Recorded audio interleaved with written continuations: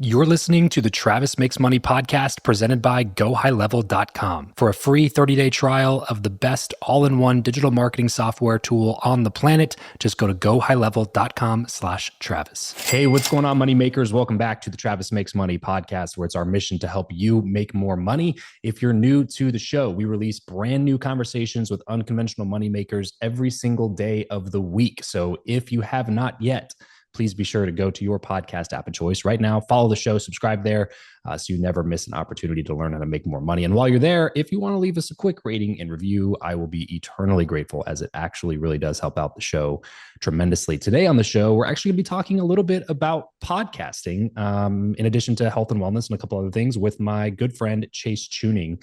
Chase is an Army veteran wellness influencer, and he's an entrepreneur. He's the host of the Ever Forward Radio podcast, which launched back in 2017, which is quite a long time ago for those who remember what the podcasting landscape looked like back then. He's also the founder and owner of Operation Podcast, which he launched a couple of years later. It is a podcast studio and production company based out in Los Angeles. It won Amazon Music's Hidden Gem recipient in 2022. And now this business is generating multiple six figures for him and for his family. So, which he just added to about 6 or 7 weeks ago with a newborn. So this dude has got one or two things to focus on these days. And I'm super stoked to have the conversation. Chase, what's up, dude? Welcome to the show. Travis, my guy, thanks so much for having me, man. Yeah. And as we're talking now, I'm 7 weeks with newborn, new dad life. And, we're all alive and thriving so far. So must be doing something right. Whew, man. Yeah, that's alive is really the only metric of success to me. You know what I mean? I don't know about you, bro, but like when I left that hospital, I felt like the most underqualified to be doing something than I ever have in my life. Your wife is pregnant. Like you're along for the ride. You're going to the hospital visits. You're seeing the ultrasounds and you're feeling the movements and everything. But I think for a dad, it's different once the baby pops out, because then you're like, oh, it's here, like it's a human, and now I have to protect it. You know what I mean? And so I was walking out of that hospital, bro, with my son and a little little car seat carrier, and I was just like, looked at my wife, I was like, they know we took this baby with us, right? Like, like we didn't get a guidebook. There was no rules. There was nothing. No, man, it's such like a sense of pride and confidence, especially when you're leaving the hospital, because you're just surrounded by a team. You've got your OB, the nurses, like 24/7 care. We were after delivery, we were there for another like 2 days. Yeah. Honestly, I wish we would have stretched it out a third, but they offered like, hey, do you want to go home? And we're just like, yes, we would like to go home. Yeah. But yeah, man, you're there and you're kind of just like chilling. You're in recovery, and then all of a sudden, like all that goes away. Like, wait a minute, why isn't the swaddle working? Where's the night nurse? Where's all this stuff? Like, yeah, where's the off? Is there an off switch somewhere? Like it just keeps crying. Oh, for the rest of your life, man, no off. Apparently, right? That's exactly right. Well, you're in the thick of it right now, bro. So congrats to you for actually getting some sleep last night and making it to this interview on time. That's impressive to say the least. Thank you. Chase, thanks for doing this, dude. I always love chatting with podcasters on the show just because you're professional, you know how to do this thing. You also make me want to like increase the gain or something on my mic, or just lower the octave on my voice, because you have a great podcast radio voice. So thanks for joining me, dude. I'll take it, man. Pleasure to be here. Yeah, I guess until the voice croaks, I must be doing something right. Yeah, exactly. You may as well keep doing it. Not many people have figured out how to launch a podcast, stick with it. 90% of podcasters don't make it to episode 10, which is a crazy stat. So you've already done that. And then a couple of years into it, you decided, hey, I'm going to do this thing, and ended up launching Operation Podcast, which is now turned into your full-time revenue stream. But let's go a little bit back in time here. You're also an Army veteran. So thank you for your service. You mentioned that you were doing that for a little bit and then got injured and then got out. So talk to me a little bit about that journey. Is this how you made your first dollar in your career? Yeah, well, I guess it was probably my second career. To go back even a little bit further, I come from a family of entrepreneurs. My dad, who was also in the military, long family history, military service in my family. But when he got out of the Army, he actually started a coffee house. And then he started open up another coffee house and another coffee house. And then we had a steakhouse back in my home state of Virginia. Early child labor. I was like 11 years old, helping my dad and my little brother. We're in the first coffee house, literally crowbar and hammer, just three guys, just destroying everything we could. My dad was renovating the place and tearing up tile. So my parents, my dad was actually my first dollar, and I worked in his coffee house and restaurants from like 11 until 17 Wow. when I graduated high school, and then I joined the military to kind of follow in those footsteps. So yeah, from making dollars from slinging coffee to making dollars for serving my country for 6 years. And that was actually going to be my plan for 20. In the military, they got a great track, serve 20 years, you can retire, you get all these benefits. And it's kind of like a nice little situation. Because I didn't really know at the time what I wanted to really, quote, be when I grew up. But I did understand that, hey, I got a good opportunity here. My family didn't come from a lot of money. There was no college fund. And I recognized that, kind of going to college would be a financial burden on my family. I was like, it wouldn't be fair to me to ask that of them because my dad would have done it. He was like, if you want to go to college, we'll figure it out. But in my heart of hearts at that time, I wasn't dying to be a doctor. I wasn't Sure. dying to be an engineer, all this stuff. So I enlisted, and then I thought, hey, in 20 years at 37, that's still pretty damn young. Like I'm 39 now. Like I could have retired 2 years ago and be in the next phase of my life. So I thought that was a very appealing offer with education benefits and all the other stuff. But I wound up getting injured about 4.5 years into my contract and got medically discharged. And it was because of that medical discharge and quite literally having to learn how to walk again twice. It was a war game training before a deployment that I never got to see. That I blew out my back, tore my hamstring, had to have both my femurs reconstructed. And then, I was Oh my basically, gosh, dude. it was pretty gnarly. Yeah. I've had reconstructive surgery in both my hips. I got rods in both my hips. And so it was a very, very intensive rehabilitation. Yeah, And it that's like a real injury. yeah, it was That's not pretty like, rough. oh, I'm sore because I had to like sit at a desk for Right, five right. years or Yeah. something. Oh, I stubbed my toe. Yeah. But it definitely sucked. Yeah, I'm not Jeez. gonna lie, it really did. And it completely derailed me from that plan that I had for my life of Yeah. doing 20 years serving, going on to the next thing. But also kind of like derailed my life. When, I signed out of base, kind of like the story here is, I had my wheelchair on the roof of my SUV, I had my cane in the back seat, signed out of base for the last time and, left this military medical hold unit in Texas where I was at the time and began my journey home. And I packed up and drove back to Virginia to Wow. kind of get replugged back in with my family and figure out what I was going to do with my life next. I was getting some disability money. I had some college education benefits coming my way if I wanted. But I was at a place to where I could really I could have rested quite literally, and I think no one would have, thought Batted any. an eye. Yeah. Yeah, I yeah, think you would have, I think you would have been, yeah, had an excuse or two. Yeah.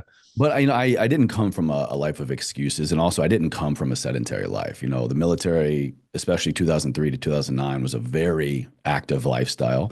I grew up on almost 200 acres in the country of Virginia, just Oh, wow. running up in the mountains, playing sports, and so to live that life up to like 22, 23 years at the time, I got out, I was 24, to be at a halt and Yeah. quite literally I needed still to rely on other people for help to wipe my ass sometimes and, get it in and out of bed and, rehabilitation and all this stuff. And I just like, I don't want this for my life. Mm. And I don't want to accept this. And so I actually enrolled in school, tapped into some of those benefits back in my sort of kind of hometown, Richmond, Virginia, where my mom lived and my brother was going to college.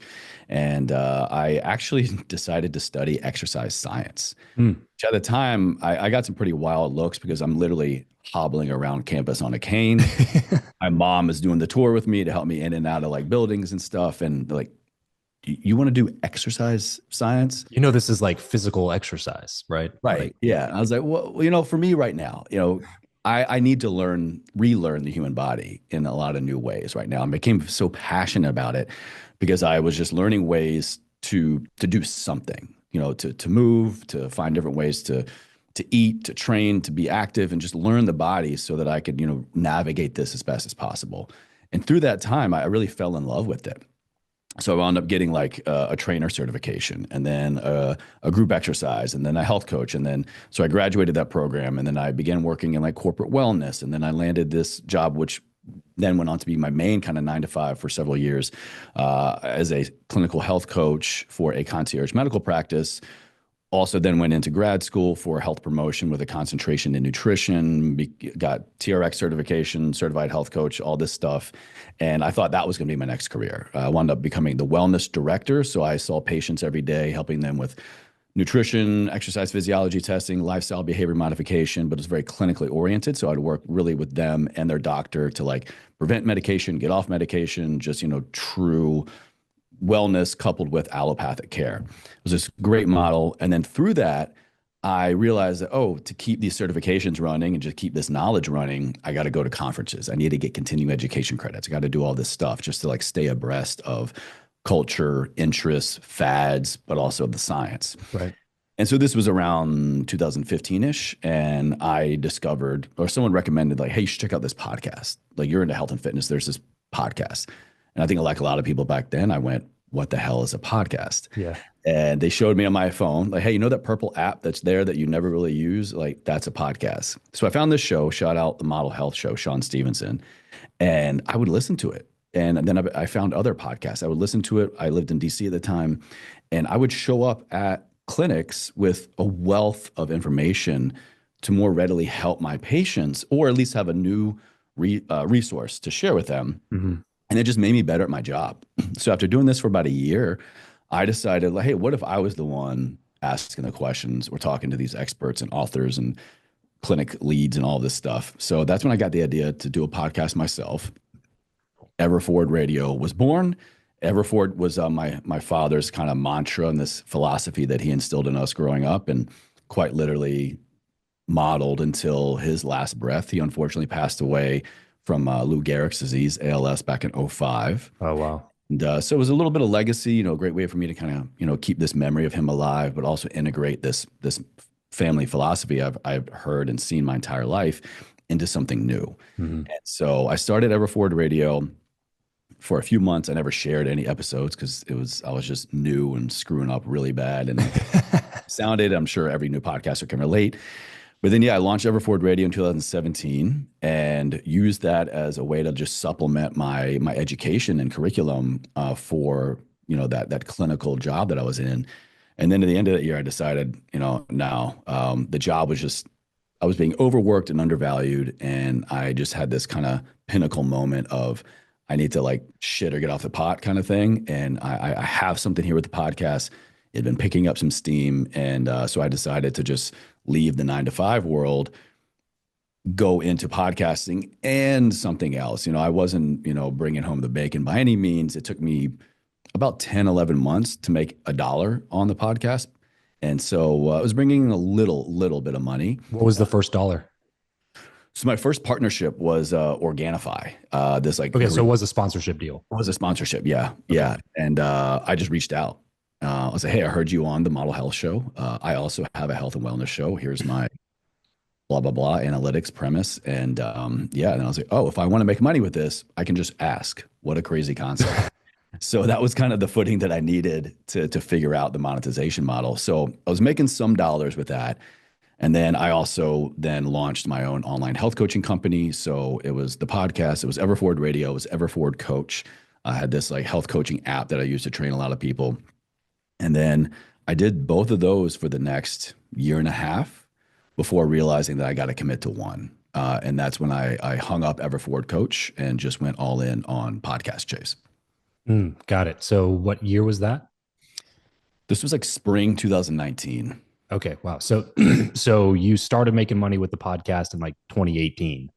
2018. Yeah. And then 2019, you were like, I'm just going to do this thing. Yeah, it reached a point to where I absolutely loved both. I mean, I loved being a health coach. I loved helping people kind of just bring attention and awareness to their life of what mattered, how to get really granular with their own goals, but also specific needs in their health. And I loved that transformational work because I had such great experience with that myself of, getting injured and overcoming that and just finding new ways to work my life and my body. And so I loved helping that with other people. But I realized that I got to commit to one. Both were kind of just reaching these thresholds of I'm going to let something slip. You know, I'm going to stop showing up in one capacity for the other, Yeah. or just going to be half-assed. And so I decided I'm just going to go all in on the podcast. Yeah. So at the time, was this the podcast by itself, or was this also the production and kind of consulting arm of Operation Podcast? This was just the podcast, just Ever Forward Radio. Okay. So Wow. So you were I making enough through sponsorships at the time to be able to pursue it full time. it was enough at the time for me to go, okay, it's making good money. I'm trying to think 2019, the podcast was probably bringing in, I'd say between 70, maybe like 90 grand a year. Like Wow, maybe, that's fantastic. I was kind of coupling that with maybe getting ahead of myself here, but that was through traditional podcast partnerships. And then I was also kind of I would combine my podcast with like social media campaigns, and I would kind of leverage the content that I was, because at that time I'd started video as well. So I was integrating a lot of video podcast content, video social media. So it was kind of like this Chase Chewning, Everforward Radio, hodgepodge Yeah. campaigns put together. Well, let's talk about that though, because this is the question I get the most from people is how do I monetize the podcast? You know, they've got the consistency down, they've got the release schedule down, they've been putting out content for 2 years, but they can't seem to make a dollar on it.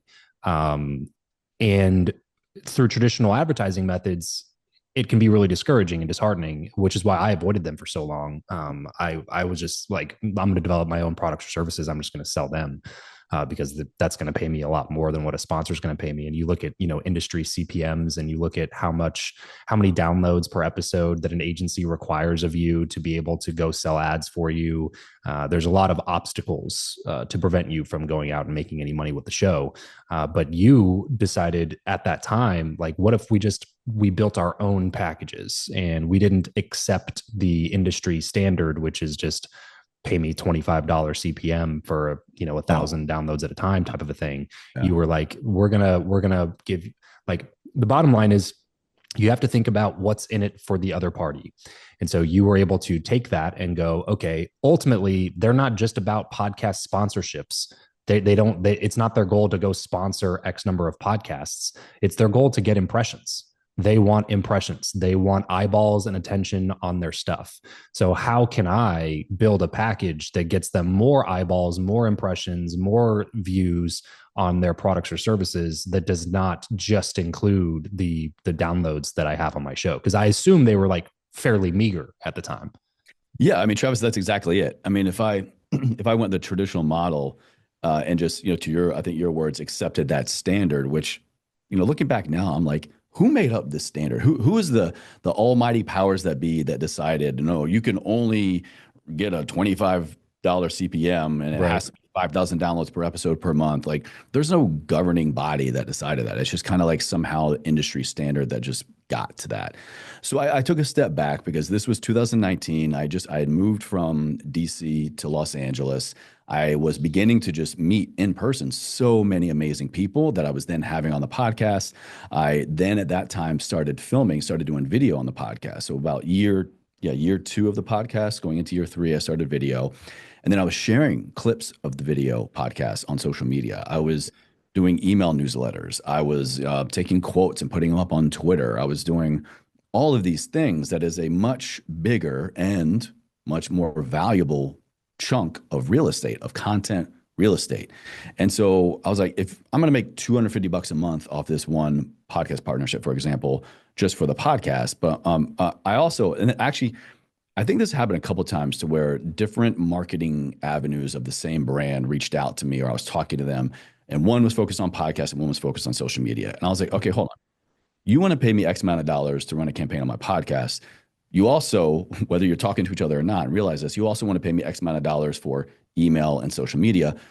Interesting. Okay, so what if I just combined it all together? And so that's what I did. So I really, in 2019, I said goodbye to the traditional CPM model of monetization on podcasts because I was already doing all the work and I'm already providing all that real estate. I'm giving you email copy, video, audio, website, all this stuff. And I have the analytics to back it up of where everything goes.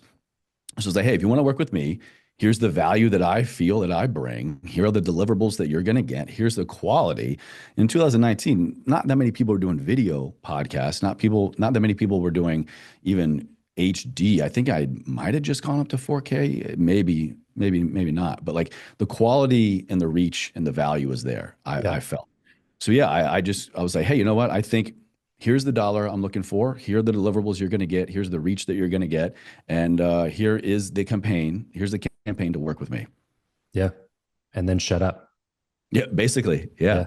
Yeah. And over the years, it took a lot of like, hey, yeah, shut up, Chase. Like, put it out there, but also just be willing to walk away, because I've learned over the years. I'm sure you've probably seen as well that a lot of brands and a lot of people will like really push and like have hard lines in the sand of like, no, no, no, no, like the number is this, the number is that. I'm like, well, I'm giving you something totally different. So if you were only staying stuck in that wheelhouse of like, these are our blinders, this is what it is, then okay, fine. Like maybe then you just know what really works for you. But also I think a lot of brands and a lot of partners that are looking to put their dollars on podcasts, I think they're not really aware, Correct. or they are aware of the value and the reach that they're getting, but still trying to play by the old rules, which is in their favor, especially when it comes to budget.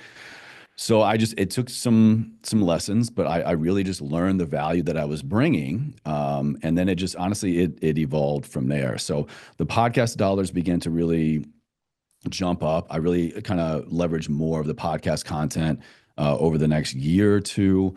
At that point, I had begun to kind of like, I guess you could call it consulting. A few people, brands, medium-sized influencers, large influencers have begun to reach out to me. They wanted to do a podcast. So I helped a few people, again, just made up a number because I didn't know podcast consulting really was a thing or production was a thing. I was like, yeah, here's what I'll charge to help you do it. I literally launched a couple podcasts for a few people and one brand. I was doing the editing for them, all this stuff, just to kind of see what really is going on here. Because look, in the entrepreneurial journey, anytime anyone comes to you and say, hey, how much do you charge for this? And if it's a thing that you don't already do, that should be like a red flag in a good way. Mm-hmm. Pay attention to the value that someone already receives from you, because there might be an opportunity there. And so once enough people began to ask me, hey, how much do you charge to do this? I was like, maybe there's something else here. So I tested the waters, consulted, edited, did that. And then I was like, okay, I don't want to keep doing all this myself. So I actually created courses. This was like fall 2019, maybe winter 2019. Operation Podcast started. I introduced it to the world as courses. I put out hours and hours of video on like Kajabi of how to record, how to edit, how to launch, how to monetize, put up a host site. I even did a lot of like interview techniques, best practices, all this stuff. Anything I knew at that point of like 2-3 years of podcasting, I poured into these courses, and they did well, but it's almost like they did really, really well in terms of education and value. It didn't, I think I made like, I think maybe honestly, like maybe 10, 12 grand off of them. It wasn't anything crazy. Honestly, I thought was going to be my meal ticket. This was the time courses were blowing up. And I'm like, right. an evergreen course and put it out and you just make money in your sleep. And I marketed it. I worked with an advertiser, and this was also right like at the cusp of when COVID was happening. It was like winter 2019 going to 2020.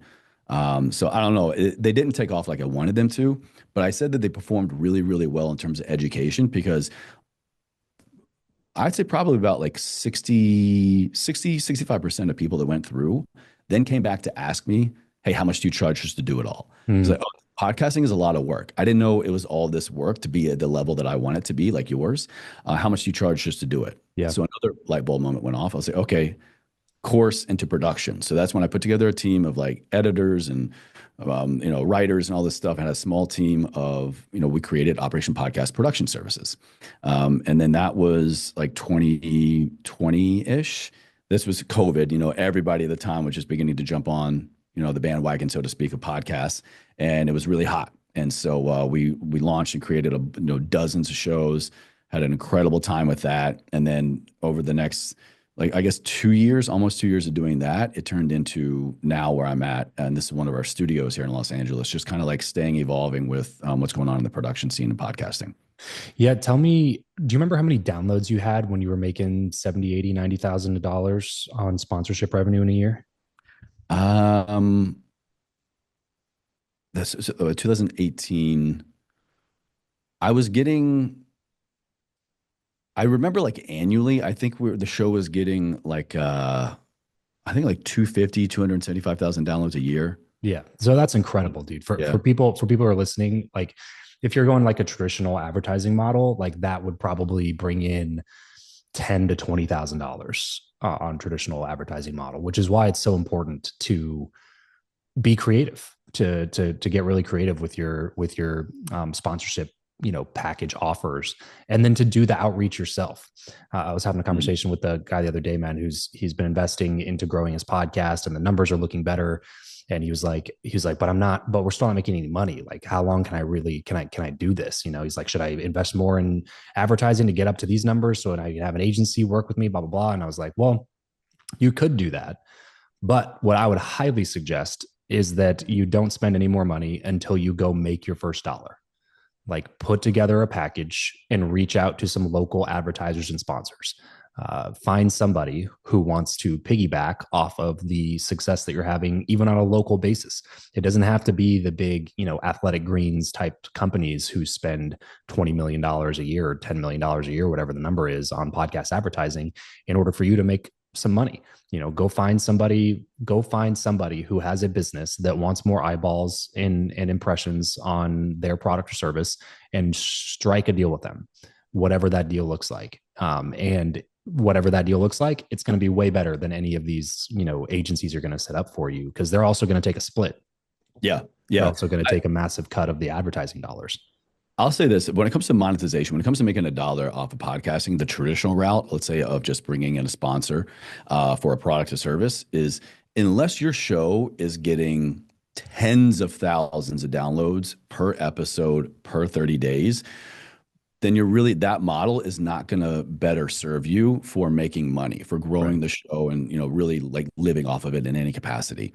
I highly encourage anyone and everyone to get to know the back end of their podcast. Where are listeners tuning in? On which platforms? Like, literally, where are they? In your neighborhood? Which cities in the country, in the world? And then just become more hyper focused on those, because if you can then know where your listeners are tuning in and or watching, like on terms of the platform and geographically, then that is just going to narrow your focus of opportunities of where to go hunting. Like, go looking for those opportunities like you talked about, Travis, but also like, don't get caught up in the numbers. Like, you don't need all the downloads in the world to make a dollar. Like, if you have 50 people, like last I checked, the national average for podcasts was like 141. I think the range is like 140, 150 downloads per 30 days. So if you're getting that, you're on par with about half the other podcasts out there in the world. So imagine this, you've got 150 people showing up every week to your talk, Mm-hmm. week after week after week after week after week. You're probably talking about something pretty specific or within a certain range. Mm-hmm. That range or that specificity has value to a brand, to a product, to a service. Bringing in a local sponsor, doing a local event. Also, I really leveraged some smart partnerships by going traditional dollars for downloads or affiliate. Mm-hmm. Don't sleep on affiliates. The right affiliate deal can make you a lot more money than dollars for downloads, because Mm-hmm. traditionally, unless you renew and it's a great partnership for everybody and you just pick up, half a year or biannual or annual, an affiliate deal, like I still make some dollars on affiliates. I started back like in 2017, Yeah. 2018. Yeah. And so I think don't just sit there and wait for your show to grow to then find a sponsor that's going to pay you a few bucks.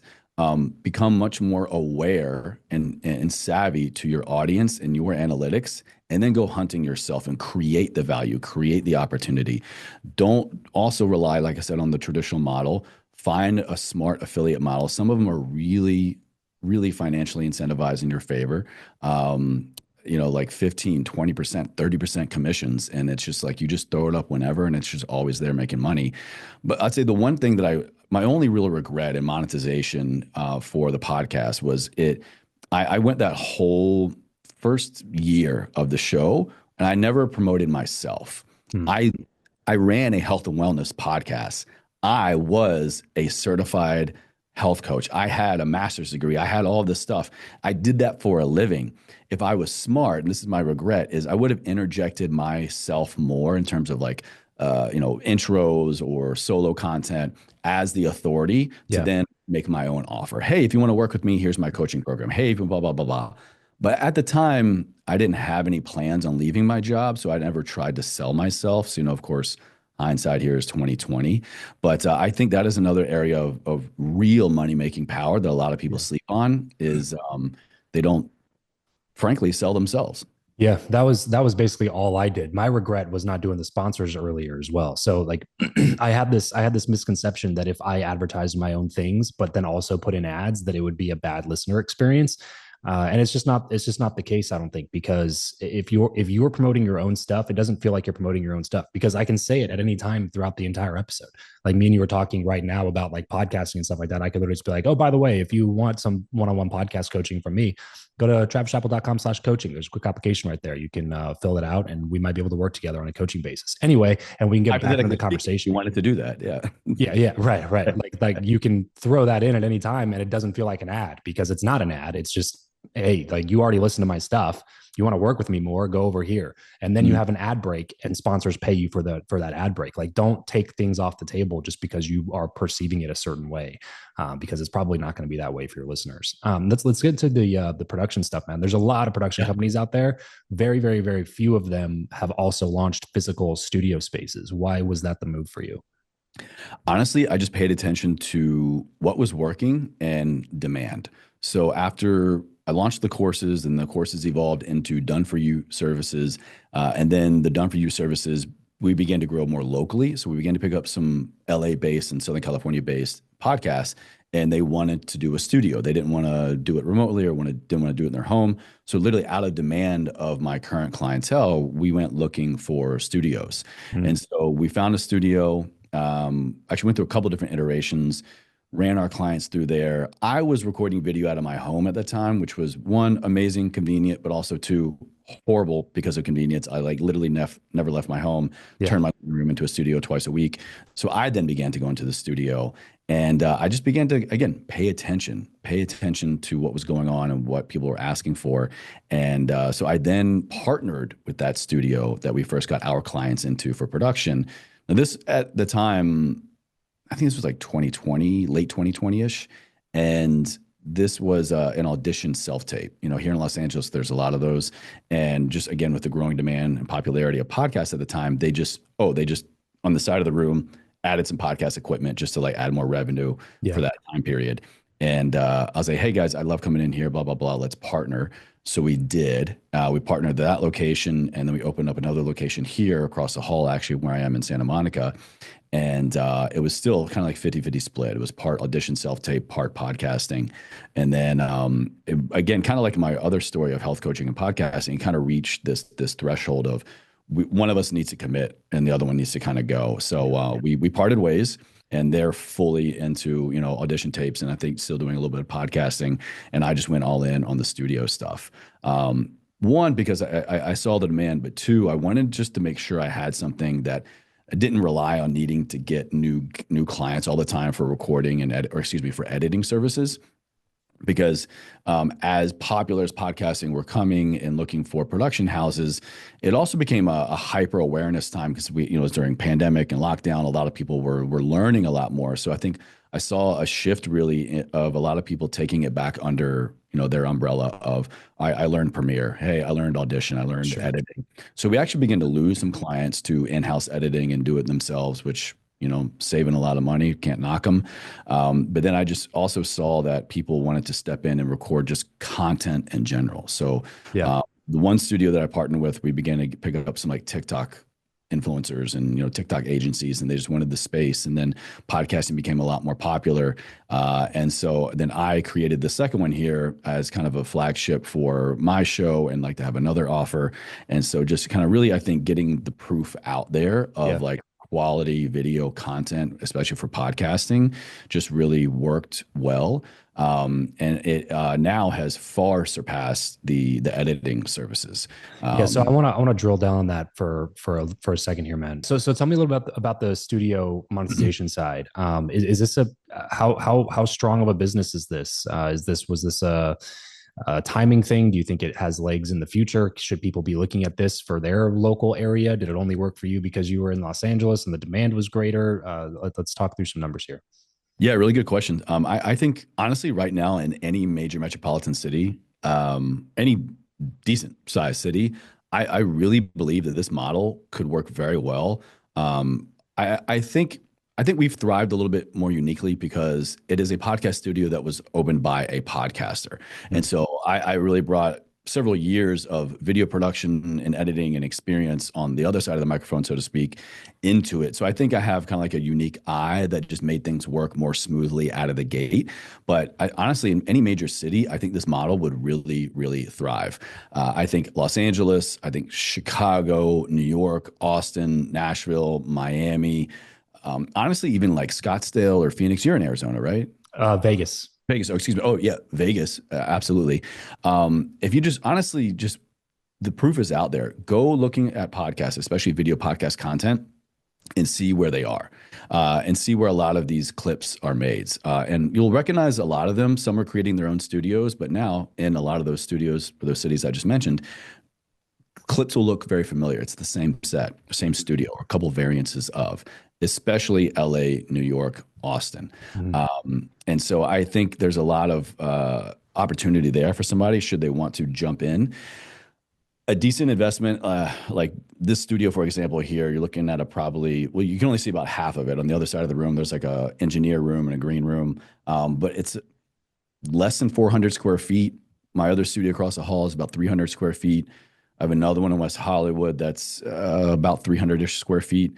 Each one, video equipment, audio equipment, lighting, minimal build out, all this stuff, you're looking at about a range of 18 to, on the high side, 25,000. So like a decent little upfront investment, but nothing crazy. Definitely nothing crazy compared Nothing to crazy, no. compared to even the tiniest of like a food franchise or something like that. It's Exactly. not Yeah. If even you're looking to close. get your foot in the door with any kind of established business or upfront investment, I mean, honestly, if you wanted to really kind of like find some pre-owned cameras and lenses and equipment, I mean, I did everything new or just used what I already had. Honestly, I think out of the gate, you could probably do something really nice, like pretty nice for about 15 grand, Yeah. if you wanted to. And now, so actually, this is perfect time because I just submitted all our stuff to my accountant for like the numbers. But 2024, for production, editing, we also we run some partnerships as well. So like Operation Podcast Production House as a whole, last 2024 we did 395,000 in Wow. revenue. That's great. 2024 we did 257, and then 2023 before that it was like 36,000. So some big jumps there. You can kind of just see the proof in the pudding of like demand. And so and one of the best things I did, and I wish I did sooner, was add another set, another room. Mm. I had one studio for about a year. I added this one that I'm in now, May of 2024. So actually, I had that one for about like a year and 4 or 5 months. And then I just added a third studio, like I said, in West Hollywood here. And we're seeing the demand by not only our own population of clients that come in, they're like, oh, I want to try just a different set. I want to try a different look. Or, oh, you're booked, but I absolutely need this day and time. Before, I would have to say, sorry, and then I would lose the client, lose the dollars to another studio. Now I can be like, hey, you can go across the hall here in Santa Monica, or we have West Hollywood open. So having more variety in different sets has really been a value gift to our current clientele.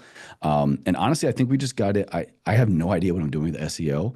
God's honest truth, but somehow, however I built the website and kind of just like label things, and I literally just put Los Angeles podcast studio, Santa Monica podcast studio, West Hollywood podcast studio, all the things that we would search for, right, on Google or Apple Maps or whatever. And we just like we started ranking on Google pretty quickly. And just doing the bare bones, I think, of any business served me well. I made sure that we had our Google business page up.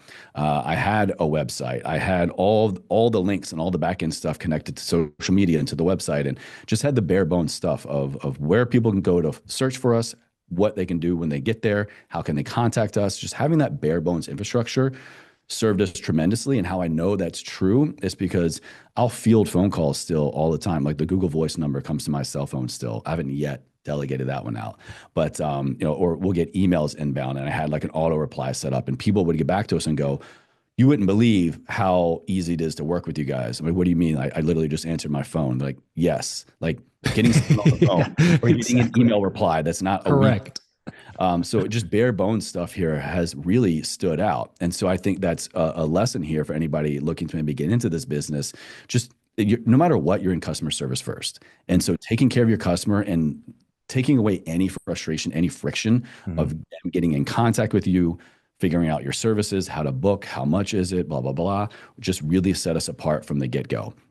And then also, I think because I did invest a little bit more into the sets, we run 4K cameras with everything. We have premier lighting. We have a studio engineer that's going to be with every booking. So it's like a very professional experience when you step in, and it looks very legit. And then also, I use my podcast as kind of like the flagship example of like what all that we can do, coupled with a few of our other local productions. And so just using those on social media to highlight this was shot in our studio, shot with our team. This is how we promote it, all the things.